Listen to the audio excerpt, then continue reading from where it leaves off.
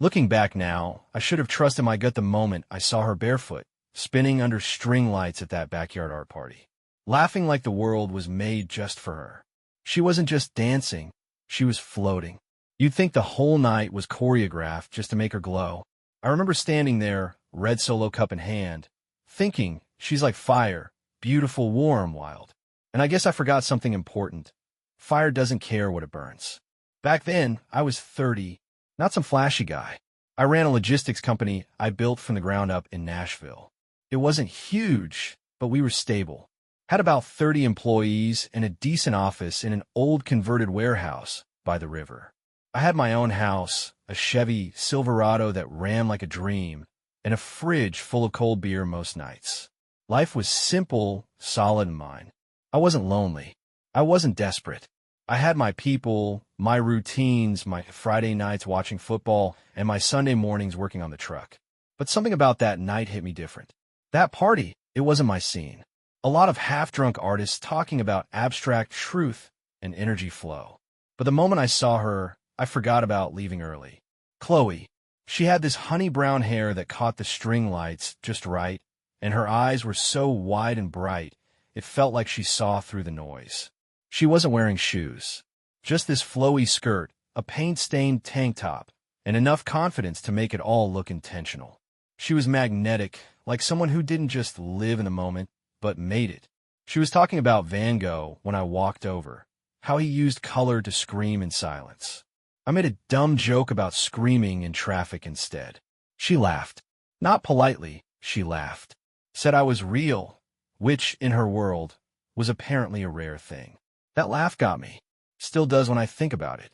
I told her about my business, freight routes, inventory systems, all the nerdy behind-the-scenes stuff that makes the world spin. Most people's eyes glaze over when I talk about work, but not hers. She looked right at me and said, I love when people talk about what they built. There's so much beauty in building. That was the first time I thought, she gets it. Or maybe I just wanted her to. We talked for hours. She told me she painted in her sleep, literally kept a sketch pad by her bed in case dreams bled into reality. She said money didn't matter, that she was tired of men trying to collect her like some exotic bird. That what she wanted was joy, passion, simplicity.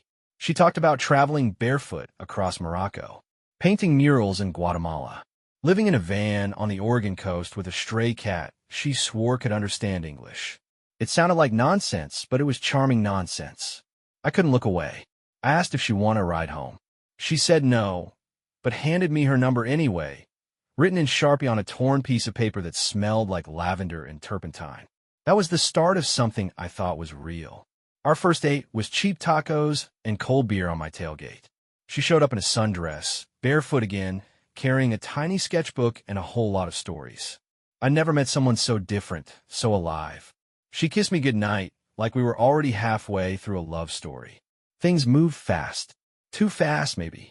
Within weeks, she was leaving paintbrushes at my place, then toothbrushes, then whole drawers of clothes. She made me feel like the center of a world I didn't know I was missing. We'd lay on my couch at night, her head on my chest, listening to old blues records. She'd trace circles on my arm and talk about how we should move to a farmhouse in the hills and raise goats, or build an art studio out of shipping containers. Wild dreams. But the way she said them made them sound possible. She told me I grounded her, that I was the first man who didn't try to tame her, just hold space for her. I told her I wanted a family someday, kids, dogs, holidays with bad sweaters and burnt pie. She said she wanted that too. Said I made her feel safe. Real. We had differences, sure. I liked steak and beer. She liked lentils and herbal tea. I liked structure. She liked chaos with rhythm. But we made room for each other. Or I did, at least. 6 months in, I proposed. It wasn't a grand gesture. Just me, her, a rainy Thursday, and a ring I spent 2 weeks picking out. She cried. Said yes. And that night, we danced in the living room to no music at all. I thought I'd won the lottery. If I'd known what was coming, I might have pocketed that ring and walked away. But that's the thing about fire. You never see the damage till the smoke clears. The first few months after we got married felt like living in a song. Chloe moved into my place officially, though half her things had been there for weeks already. She added little touches everywhere. draped scars over the lamps, splashes of color on blank walls, candles that smelled like woods and citrus. My simple home turned into something warmer. I liked it. We spent our mornings with coffee and crossword puzzles on the porch, and our evenings tangled on the couch watching old films she insisted were art. We hosted backyard barbecues where she charmed every guest, barefoot and full of laughter. Even my mother said, "She's wild, but I like her. She makes you lighter." I felt lighter. I felt like a man building something more than a business. I felt like I finally had my other half. But somewhere between the glow and the grind, something shifted. It started small, subtle. At first, she'd cancel plans. Got invited to this last-minute gallery thing. She'd say, kissing me on the cheek while slipping into heels I hadn't seen before. I didn't think much of it. She was creative, spontaneous. That was part of her magic. Then she started coming home later, a little tipsy, giggling to herself, smelling like perfume that wasn't hers. Different music drifted from her phone, electronic, moody stuff with whispering vocals and heavy bass lines. Her artwork changed too. More abstract, darker, messy. "You okay?" I asked one night, watching her scrub paint from her hands like it was blood. "You've been different lately." She smiled but didn't meet my eyes. "Just evolving, babe. Isn't that the point of life?" I wanted to believe her. I really did. But a gut feeling started setting in. A heaviness in my chest I couldn't shake. She was still affectionate, still laughing and cooking and telling stories, but it all felt distant, like someone playing a part they were tired of. Then came a new friends. They were different from the artists I'd met before. Flashier, slick, men with designer boots and names like Cruz and Elias. Women who wore feather earrings and called themselves energy workers. They'd show up at our place without warning, drink all my whiskey, and talk for hours about chakras and chaos theory. I tried to join in. I really did. But I felt like a foreigner in my own home. One night, after everyone left, I asked her, "Why do they always call you Muse?" She laughed. "Because I inspire them." "Do I inspire you?" I asked, only half joking. She tilted her head and looked at me with a strange softness. "You ground me. That's more important." I smiled. But deep down, it didn't feel like enough. And then there was Damon, my business partner. Damon had always been smooth, never married, always had a new girl on his arm, the kind who'd wear $1,000 shoes and barely speak. We weren't close, but we worked well together. I respected his hustle, trusted his instincts. He handled the corporate side. I ran the logistics. We had balance. He met Chloe once, early on, called her a wild card, and chuckled like it was a compliment. I didn't think twice about it. Chloe was wild. That was part of the package. But after the wedding, I noticed she mentioned Damon more often. Saw Damon at that gallery, or ran into Damon downtown. Nothing big, just sprinkles. But each time she said his name, I felt my chest tighten a little. I told myself I was being paranoid. Jealous, maybe. Damon wasn't the settling type. Chloe wasn't his flavor. Right? Right. Still, I started paying attention. One night, I came home late after a delivery route check-in. Chloe wasn't home. No note. No text. Just an empty house and a half-eaten bowl of mango slices on the counter. I sat on the porch for hours, telling myself not to overthink it. When she walked in after midnight, barefoot and glowing, she said lost track of time. Cruz had a showing. There was wine. Music. You would have hated it. She wasn't wrong. But she didn't have to say it like that. The next morning, I checked her shared calendar. She'd added creative gathering to Friday and art collab brunch to Sunday. Both events were in a neighborhood I didn't recognize. I Googled them. The addresses belonged to private residences. Mansions. Places with gates and valet service. That's when a knot in my stomach started to tighten. That weekend, she wore a backless black dress I'd never seen. She didn't ask how she looked, just assumed perfection. And when I kissed her goodbye, her lips were cold. I stood in the doorway for a long time after she left, staring down the empty driveway, the scent of her perfume still clinging to the air. Something was off. I knew it. I just didn't know how deep it would go. They say hindsight is 20/20ths. But in my case, hindsight felt more like a slap from a friend who'd tried to warn me over and over again. In the weeks that followed that strange night with the black dress and the missing time, I couldn't shake the feeling in my chest, like a string pulled too tight, stretched across something delicate and close to snapping. I started watching more closely, not in a jealous or obsessive way, but in that calm, quiet, calculating way you do when your gut won't shut up. It was the little things. The way she jumped when I walked into a room. The way she kept her phone face down all the time. The way she suddenly had inside jokes with people I'd never met. I asked her once, "Who's Elias?" She blinked too fast. "Oh, just a guy from the art scene. Sculptor. You'd hate him." I chuckled, but something in my chest went still. "That's so." She shrugged. "He's harmless." That was the first time I started checking her social media. Most of her posts were harmless too. Pictures of paintbrushes, coffee mugs, unfinished canvases. But then there were the tagged photos other people posted. Chloe laughing with groups I didn't know. Arms slung around her shoulders. Poses that looked just a little too intimate. One post had her standing in front of downtown loft, cocktail in hand, next to 3 men, one of whom I recognized as Damon. The caption read, "When the muse makes the magic happen." I stared at that post longer than I should have. I clicked the user, scrolled, dug, and there it was, a tag video, just 5 seconds. Chloe twirling in that same black dress under red lights. Damon in the background, holding a glass, watching her the way a man watches a woman he already knows too well. I didn't sleep that night. Instead, I started remembering. The times Damon accidentally bumped into us at cafes. The times Chloe said she'd been with friends, but came home wearing expensive lipstick I hadn't seen before. The weeks she said she needed space to create and took off to a rented cabin with a group of artists, where she turned off her phone for spiritual clarity. I trusted her. That was my first mistake. And then something happened that tore the blindfold off for good. It was a Thursday afternoon. I got home from a site inspection early. Her car was in the driveway. I smiled. Thought maybe we'd do something spontaneous, cook together, take a walk. But as I stepped inside, I heard voices, music, laughter, and then I saw it. Her phone, left on the kitchen island. Still unlocked. A group text was open, some artsy group chat with names like Canvas King, Echo Muse, Dark Sugar.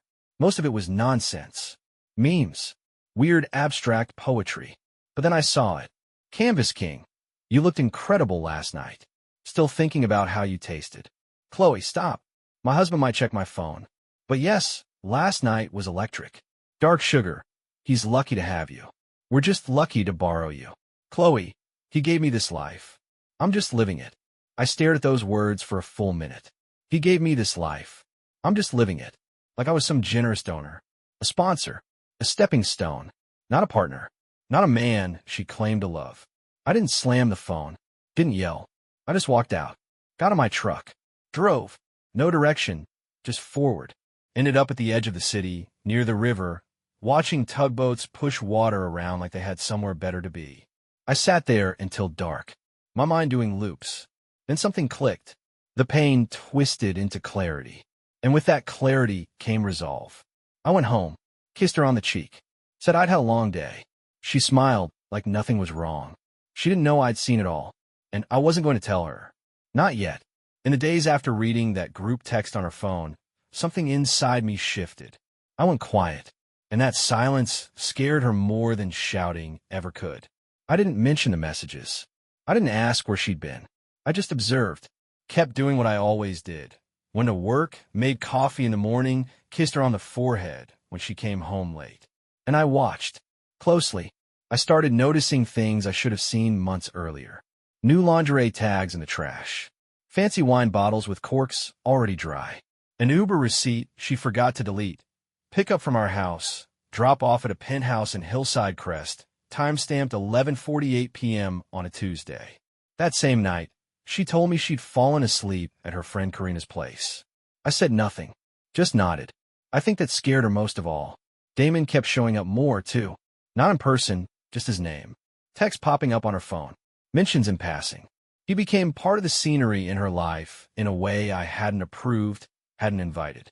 One evening, I came home to find her curled up on the couch watching some artsy indie film. She muted it when I walked in, looked at me with this tired smile, and said, "I missed you today. I wanted to ask which part, morning or midnight." Instead, I sat down beside her, placed a gentle hand on her knee, and replied, "I missed you too." Inside, I felt hollow. I knew something big was going on, but I didn't have the whole picture yet.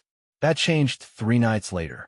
She told me she was heading to a private rooftop art show. So it was exclusive, invite only. "You wouldn't like it," she added. "Very avant-garde. You know, wine, noise, weird lighting." She wore a silk wrap dress the color of deep plum, heels that looked expensive, and earrings I'd never seen before. As she kissed me goodbye, I caught the scent of something floral and foreign. Not her usual stuff. "I'll be back late," she said, already halfway out the door. I waited 15 minutes, then walked into our home office and opened her old laptop, the one she'd left when she upgraded. It still had her auto logins. I wasn't proud of what I did next, but I needed the truth. She had a shared calendar with one of the art groups she was part of. I opened it and found an event marked Rooftop Bliss, Elias plus Muse collab. Location: 9th and Pearl, Unit 1901. That wasn't a gallery. It was a luxury penthouse. I copied the address, closed the laptop, and left. As I drove across the city, I thought about all the times I defended her. All the times I told my friends, "She's different," like that was a good thing. All the times I swallowed discomfort for the sake of being the cool husband. The penthouse building was slick, mirrored glass, private parking. I didn't try to get inside. Didn't need to. I parked across the street and waited. 30 minutes later, I saw her on the balcony, glass of wine in hand, laughing. Damon was there too, leaning against the railing, watching her with that same look I'd seen in the video weeks before. Another man joined them. Elias, probably. She touched his arm when she laughed. Then all three of them disappeared inside. I waited another hour. When the lights in that unit dimmed and the curtains were drawn, I drove home. I didn't need to see what happened. My imagination filled in the rest. And for once, I knew it wasn't exaggerating. I walked into our house, sat down at the kitchen table, and opened a blank notebook. On the top of the first page, I wrote, "Plan." Beneath it, I began listing names, timelines, addresses, and events. No dai, no screaming, just cold, clear intention. The next morning, Chloe greeted me like nothing had happened. She wore a silky robe, humming some tune I didn't recognize, stirring almond milk into her coffee like she hadn't spent the night playing Muse for 3 men in a penthouse. She smiled. "I was thinking we should go hiking next weekend. Just us." I nodded. "Sure. Sound great." Inside, I was miles away, flipping through the mental notes I took last night. I'd seen enough, heard enough, felt enough, and now it was time to act. My revenge wasn't going to be messy. No shouting, no social media drama, no public breakdowns. That wasn't me. This would be surgical, clean, controlled, devastating. I started with Damon. He and I co-owned the business 60/40. I was the operations guy, boots on the ground, shaking hands, keeping the trucks moving. He was corporate, contracts, investors, legal junk. We'd always stayed in our lanes. I started subtly auditing the finances. Found a few things I didn't love. Minor, but shady, expenses that didn't match invoices, vendors that didn't exist. Nothing criminal, but enough to raise eyebrows if brought to light. So I made copies. Quietly. Saved everything to a private encrypted folder. Labeled it leverage. Next, I leaked a tip, anonymously of course, to one of our top competitors. Told them about a new contract Damon was working on with a national retailer. Shared just enough info to make it worth their while. 2 weeks later, the deal was dead. Our competitor swooped in with a better offer. Damon came into the office fuming. How the hell did they know we were in talks? I shrugged. No idea. Maybe someone on their end guessed. He nodded, but I saw the suspicion in his eyes. Still, he didn't question me. Then came Chloe's world. I made a list of every gallery, promoter, and artist who had her name on their radar. She'd always bragged about being the muse behind the movement. Said half of her connections came from being associated with me. Your grounded energy gets me into rooms I'd never enter alone. So I cut the current. I drafted 3 emails, each carefully worded, each sent from burner accounts. They weren't threats, just information. Photos of Chloe with Elias, quotes from her private chats, screenshots of her referring to gallery curators as just another set of eyes to fool. I didn't even need to embellish. The truth was enough. Within a week, she got dropped from 2 collaborations. A third event she was supposed to headline changed its flyer. Her name vanished. She came home confused. Something weird's happening. People aren't responding. Shows are getting pulled. I don't know why. I just held her, kissed her on the head, said, "That's awful. You think someone's sabotaging you?" She looked up at me with those wide eyes, searching my face. I don't know. It just feels like everything's falling apart all of a sudden. I gave her the same smile she'd given me so many times before. Maybe the universe is evolving you. She didn't laugh, and I wasn't done. Next, I created 3 anonymous packages. Inside each one, I placed a single printed photo from the rooftop party taken from across the street. Chloe in the middle, Damon and Elias on either side. A transcript of the messages from her group chat. The one where she said, "He gave me this life. I'm just living it." A note that simply read, "She's everybody's muse. Pass it on." One package went to Elias' sponsor in LA. The second to a potential investor of Damon's, who'd been considering a major buy-in. The third to Chloe's old mentor, a well-known artist who once warned me, "Watch her spirit. She burns through people fast. Let them all see the truth. Let them watch her unravel the same way I had." I didn't care if they called me petty. I wasn't seeking sympathy. I wasn't even angry anymore. I was focused. I was cleaning house. And she didn't even see it coming. By the time I delivered those care packages and sabotaged Damon's deal, I thought I'd feel satisfied. Avenged, maybe. But instead, I felt something different. I felt calm. Cold, maybe. Focused. But not finished. The silence between Chloe and me grew thicker by the day. She still smiled, still poured coffee like everything was fine, but I could see it. The twitch in her eyes. The way her shoulders stayed just a little too tense. She could feel it coming, whatever it was, but didn't know where the blow would land. One afternoon, she found me in the garage reorganizing my tools. "You've been quiet lately," she said, leaning against the frame, arms crossed. "A lot on my mind." She nodded slowly. "Work stuff." I turned to her, looked her in the eye. "Something like that." She bit her lip. "You sure we're okay?" I wiped my hands on a rag and gave her the softest smile I could fake. "I'm sure you think we are." She blinked. What's that supposed to mean? But I was already walking past her into the house. I didn't owe her an answer. Not yet. Later that night, I watched her sitting on the back porch, barefoot, glass of wine in hand, staring at the stars like they owed her something. She looked lost. Maybe she knew. Maybe she didn't. But the part of her that used to light up when I walked into the room, that part was long gone. Then came the call. It was Damon. "Hey, man," he said, voice a little too casual. "You heard anything weird about the Simmons deal?" "Nope. Elite." "What?" "Just weird timing." Competitor swooped in with an almost identical offer. Almost like they knew the terms. "You think someone's leaking?" "Could be," I said. "You got enemies?" He laughed nervously. "Plenty. But I'd hate to think it's someone inside." "Yeah," I said. "That would be a shame." He paused. "We good, Jake?" I let the silence hang. Then, "We're as good as we need to be." He didn't call again. The next day, Chloe came home early. I was working on a proposal at the kitchen table when she dropped a stack of envelopes in front of me. Gallery rejections, canceled invites, a return care package with no return address. "Someone's targeting me," she said, eyes wide. "I don't know who, but they're trying to ruin my reputation." I looked at the pile, then back at her. "You sure it's not just karma?" She froze. "What's that supposed to mean?"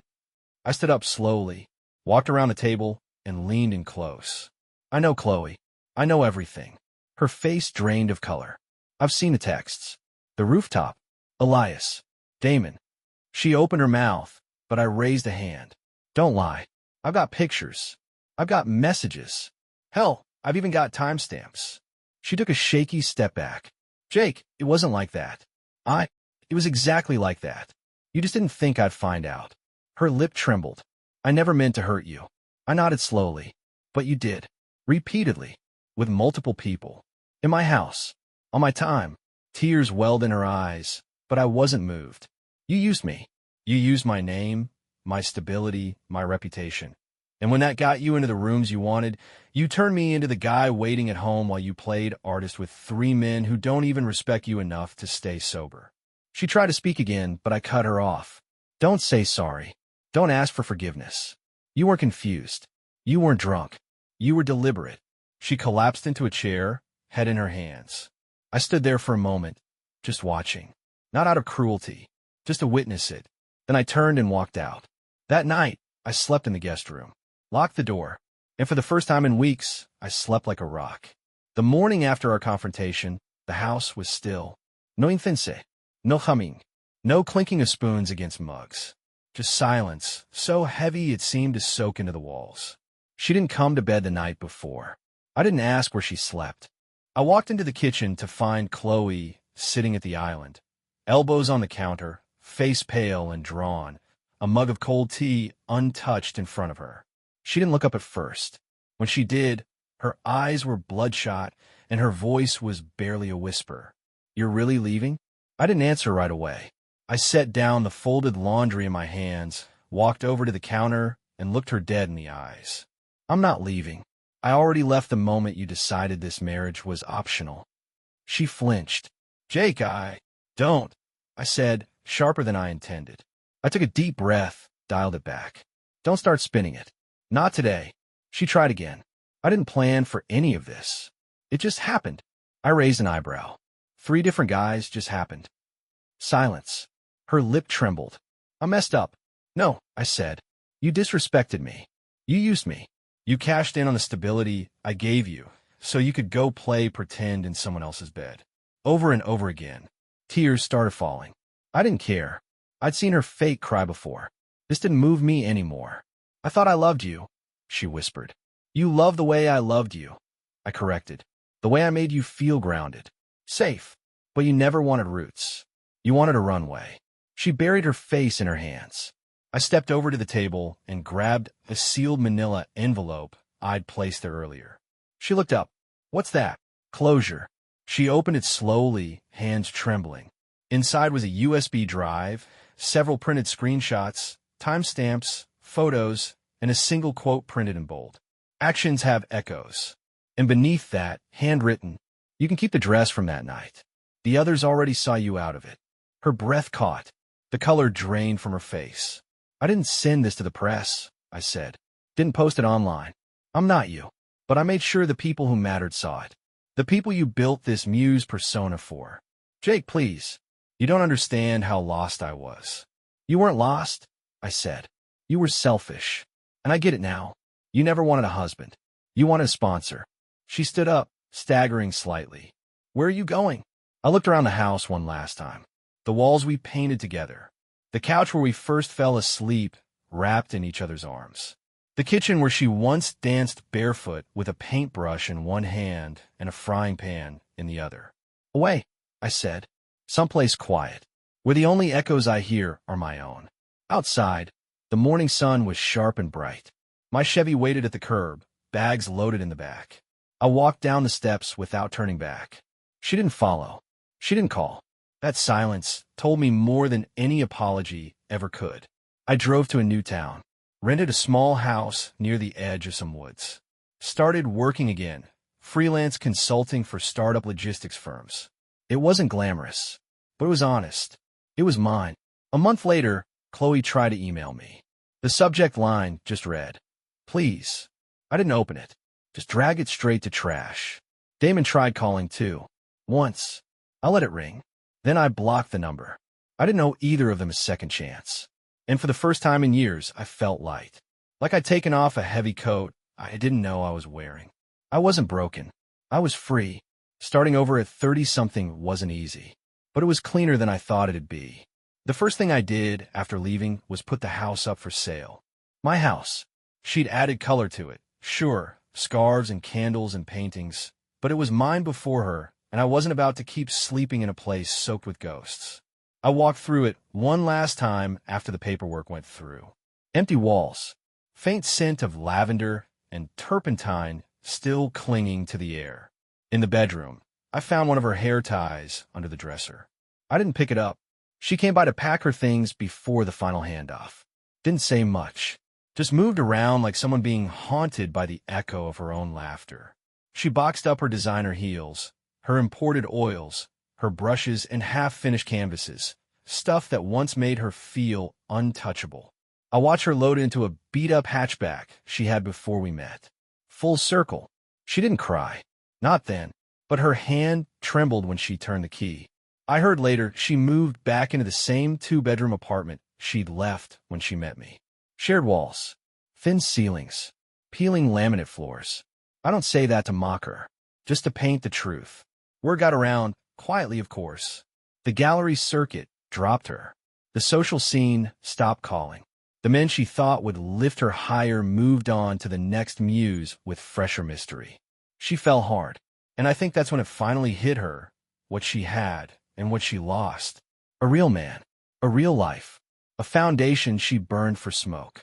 She started working part-time at a local co-op, from what I heard, telling people she was reconnecting with her roots, talking about healing and energy work and learning from her mistakes. Maybe it's true. Maybe she's finally facing herself. But by then, I had stopped wondering. With the money from the house, I paid off the last bits of debt and used a good chunk of what was left to start something new. A small regional freight planning outfit. Just me, a leased space in a converted garage, and 2 employees I picked myself. People I trust. No more partners. No more boardrooms. No more politics. It's quiet work. Local. Hands-on. Most days it's me behind a desk with coffee in one hand and spreadsheets in the other. But there's no one looking over my shoulder. No drama. No surprises. I know every route, every client, every detail. It's not about ambition anymore. It's about peace. My new place isn't much to look at. Just a modest house on the edge of a wooded trail, 2 bedrooms, 1 bath, a porch where you can sit and hear birds instead of traffic. I filled it with simple things. A second-hand couch, a solid desk, a fresh set of coffee mugs with no history attached. Most mornings I walk. Didn't even realize how much I missed walking. No phone, no agenda. Just me, the trees, and the rhythm of my boots on gravel. Sometimes I'd think about Chloe. Not in anger, just with quiet reflection. Like remembering a road you took once that led to a dead end. A lesson, not a loss. It was during one of those walks that I met Amanda. She was walking her golden retriever, giant fluffy guy named Moose who made a beeline for me like I owed him lunch. Knocked my thermos right out of my hand. She laughed, all freckles and sincerity. Moose. We talked about personal space. She was dressed in paint-stained sweats and a hoodie. No muck-up, no performance. And when she smiled, it wasn't for attention. It was just who she was. We chatted a bit. Then again the next day. Then again on purpose. Amanda taught 5th grade, loved black coffee, cheesy movies, and teaching kids how to build volcanoes that exploded with vinegar and baking soda. She asked questions, real ones, and listened like she actually cared about the answers. We didn't jump into anything fast. There were no dramatic sparks, no whirlwind, just a slow build of comfort, familiarity, realness. She didn't want to be a muse. She wanted to be a partner. And little by little, something new took root. Not passion, not chaos, something better. Peace. It's funny how peace doesn't announce itself. It doesn't burst through the door waving a flag or ring bells like some grand prize. It just shows up quietly. One morning you wake up, and the weight in your chest isn't there anymore. The silence in the house feels calm instead of lonely. And you realize you made it through. Amanda and I kept things slow, and that made all the difference. No racing toward titles, no chasing fireworks. Just shared mornings, easy dinners, and quiet check-ins after long days. She started leaving little notes on the fridge. Things like, "Don't forget your coffee," or "You looked handsome yesterday." Not because she was trying to impress me, but because that's just the kind of woman she is, present, thoughtful, and real. One night, sitting out on the porch, I told her everything. Not just about Chloe, but about the whole ride. Falling for someone too fast, ignoring red flags, watching it all fall apart, and crawling out of the wreckage with nothing but my name and my dignity. Amanda didn't interrupt, didn't flinch. When I finished, she reached over, took my hand, and said, "I'm proud of the man who walked out of that house." Not just the one sitting here now. That one stuck with me. She didn't pity me. She respected me. There's a big difference. We're not planning a wedding. We're not building some flashy story for the world to clap for. We're just living. Slowly. Honestly. Together. Sometimes, I still get questions from people who knew me back then. They ask if I ever hear from Chloe. I don't. But I saw her once, at a farmer's market. She was alone, buying tomatoes. Her hair shorter. Her eyes dimmer. She glanced up and saw me, froze. I gave her a nod. Just a polite one. Then I kept walking. And you know what? It didn't hurt. Not even a little. I wasn't angry. Wasn't nostalgic. I just felt free. Like I'd finally closed a book I was never meant to finish. Some people chase fireworks their whole lives, thinking that's what love is. But me? I learned it's not about the explosions. It's about the steady flame that doesn't burn you, just keeps you warm. So if you're sitting out there wondering if you'll ever heal, or if starting over is worth it, hear it from a man who's been to hell and back. It is. You'll get there. And when you do, it won't feel like a victory parade. It'll feel like coming home.